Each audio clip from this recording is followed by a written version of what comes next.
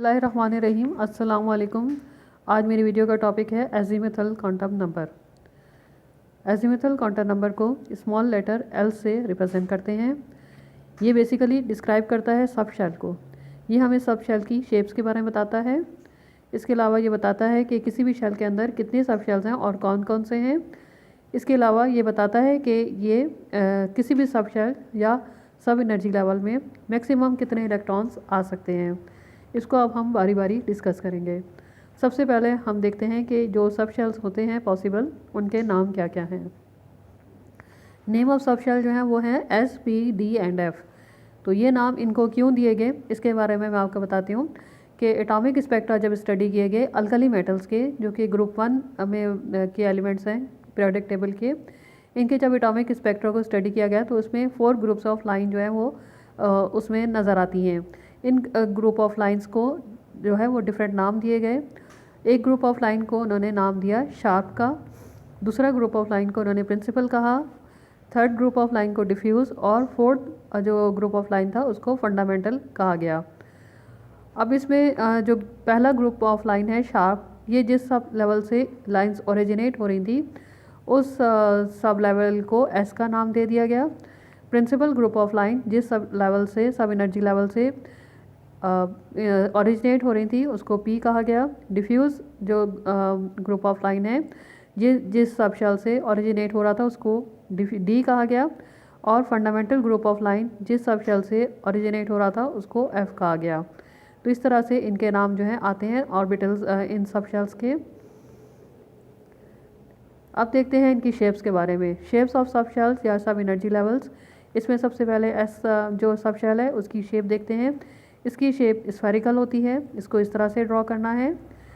P सब shell है, P सब शेल की जो शेप है वो डम्बेल शेप होती है, इसको इस तरह से ड्रॉ करना है। इसके बाद डी सब शेल है, डी सब शेल की जो शेप है वो डबल डम्बेल और सॉसेज शेप कहलाती है, इसको इस तरह से ड्रॉ करना है। और एफ सब शेल जो है इसकी शेप कॉम्प्लिकेटेड है। तो इन सब शेल्स की आपको शेप के नाम याद होने चाहिए और ये याद होना चाहिए कि इनको कैसे ड्रॉ करना है।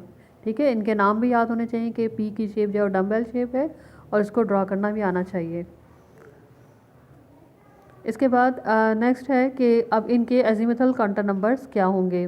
जो सब शेल्स हैं इनके एजीमुथल क्वांटम नंबर को याद करना है आपने। इसको याद करने का मैं आपको आसान तरीका बताती हूँ। सबसे पहले एस सब शेल्स के नाम लिख लें। नाम आपने लिखने हैं S, P, D and F. ये आपने इसी तरतीब से लिखने हैं, सबसे पहले एस फिर पी और डी और एफ। इस तरतीब को याद रखने के लिए आप ये जुमला याद रख सकते हैं। Some people don't fight. Some के नीचे एस लिखें, पीपल के नीचे पी लिखें, डोंट के नीचे डी लिखें और फाइट के नीचे एफ लिखें। तो ये आपका जो है वो तरतीब ये बन जाएगी। इसके बाद इसके नीचे आप नंबरिंग स्टार्ट करें, 0 से लेकर 3 तक लिख दें। तो ये नंबर जो हर सब शेल के नीचे आ रहे हैं ये इसका एजीमुथल क्वांटम नंबर है।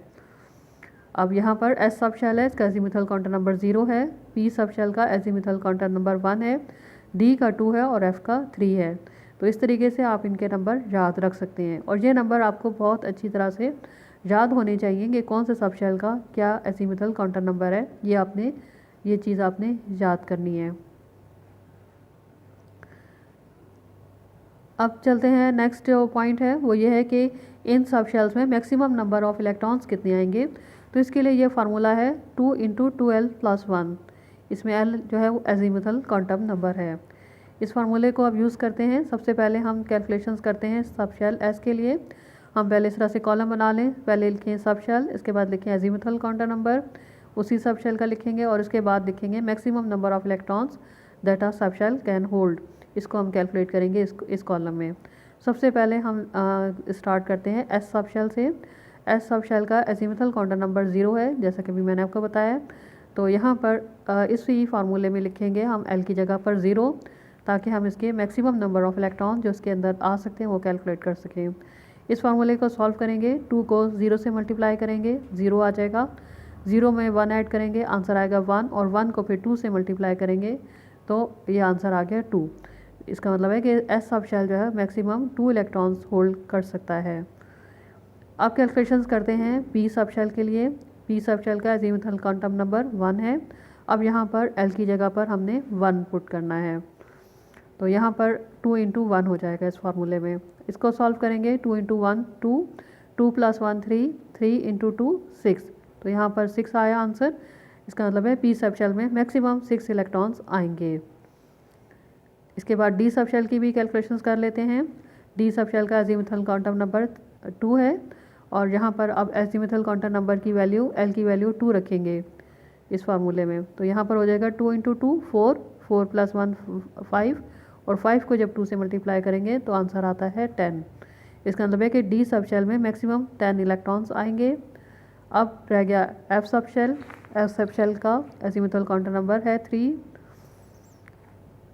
इसमें यहाँ पर L की जगह पर हम 3 पुट करेंगे, 2 इंटू 3 6 हो जाता है, 6 प्लस 1 7, 7 इंटू 2 14। इसका मतलब है कि एफ सब शेल जो है वो सबसे बड़ा है, इसमें 14 इलेक्ट्रॉन्स आएंगे।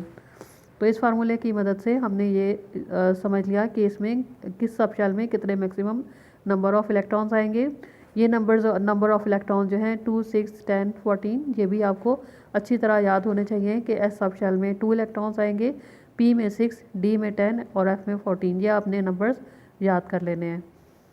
अब चलते हैं लास्ट पॉइंट की तरफ कि किसी भी गिवन शेल में नंबर ऑफ़ सब शेल्स कैसे मालूम करेंगे और ये कैसे पता चलेगा कि उसमें कौन कौन से सब शेल मौजूद हैं। तो इसके लिए एक रिलेशनशिप है प्रिंसिपल क्वांटम नंबर और एल के बीच में।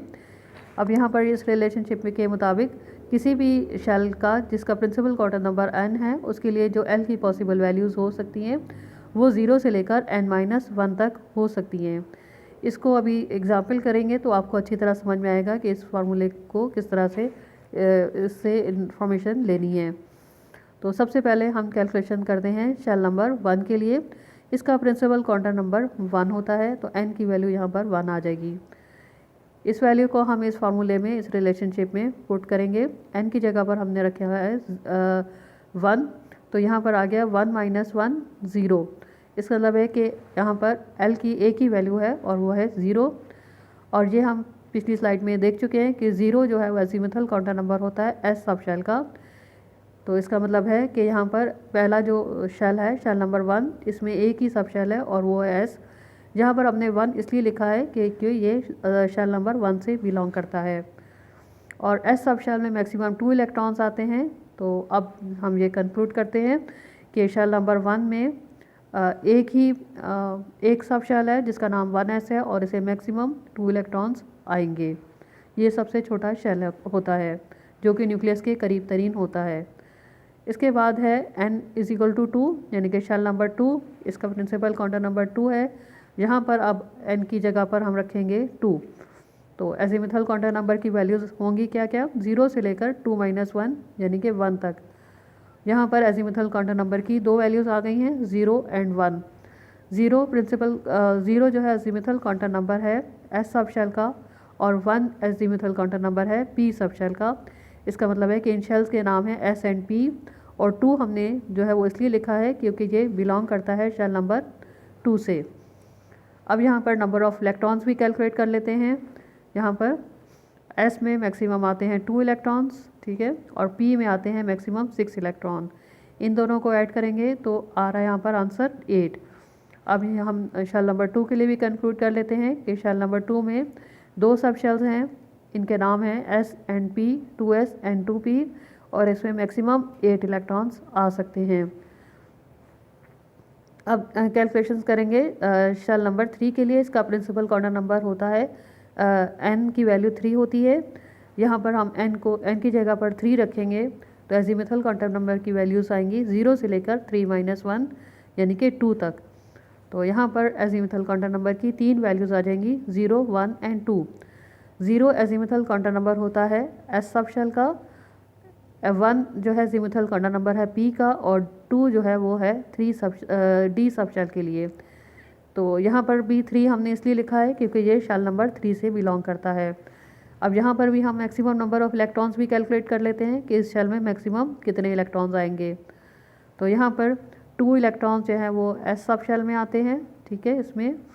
फिर इसके बाद 6 है, 6 इलेक्ट्रॉन्स जो हैं वो पी सब शेल में आएंगे 6 इलेक्ट्रॉन्स, और डी सब शेल में 10 इलेक्ट्रॉन्स आते हैं तो यहाँ पर 10 लिखेंगे। इनको ऐड करते हैं, आंसर आता है 18। इसका मतलब ये है कि शेल नंबर 3 में जो है वो शेल नंबर 3 में 3 सब शेल्स हैं, 3s, 3p एंड 3d, और मैक्सिमम नंबर ऑफ इलेक्ट्रॉन्स जो इसमें आएंगे वो हैं 18। अब शेल नंबर 4 के लिए भी यही कैलकुलेशंस करेंगे। शेल नंबर 4 का जो प्रिंसिपल क्वांटम नंबर है वो है 4, n की वैल्यू 4 आ जाएगी। यहाँ पर लिखेंगे l इज इक्वल टू 0 से लेकर 4 - 1 यानी कि 3 तक, 0 से लेकर 3 तक। तो यहाँ पर जो वैल्यूज़ आएंगी एजीमुथल क्वांटम नंबर की वो आएंगी 0, 1, 2 एंड 3। यहाँ पर 0 जो है वो है सब शेल s, ठीक है। 1 एजीमुथल क्वांटम नंबर है सब शेल p का, और 2 एजीमुथल क्वांटम नंबर है सब शेल d का, और 3 जो है वो एजीमुथल क्वांटम नंबर है सब शेल f का। तो ये जो है ये इनके साथ हमने सबके साथ 4 लिखा है क्योंकि ये शेल नंबर 4 से बिलोंग करते हैं। अब इनके नंबर ऑफ़ इलेक्ट्रॉन्स भी कैलकुलेट कर लेते हैं। Maximum number of electrons S में जो है मैक्सिमम 2 इलेक्ट्रॉन्स आते हैं, सबसे पहले S है, इसके बाद P है, P सब शेल में 6 इलेक्ट्रॉन्स आते हैं, इसके बाद D सब शेल है, D में मैक्सिमम 10 इलेक्ट्रॉन्स आते हैं, और F सब शेल सबसे आखिर में है, इसमें 14 इलेक्ट्रॉन्स आते हैं। इन सबको ऐड करते हैं तो आंसर आता है 32। तो इसका मतलब यह है कि शेल नंबर 4 में 4 सब शेल्स हैं, और इनके अंदर जो मैक्सिमम नंबर ऑफ़ इलेक्ट्रॉन्स आ सकते हैं वो हैं 32। तो ये सारे जो पॉइंट्स हैं ये एजीमुथल क्वांटम नंबर की हेडिंग में हैं, और इसमें इनको सबको आपने अच्छी तरह से पढ़ लेना है। ये इंपॉर्टेंट टॉपिक है। अगर आपको कोई चीज़ समझ में नहीं आई तो आप कमेंट सेक्शन में पूछ सकते हैं। Thank you. अल्लाह हाफिज़।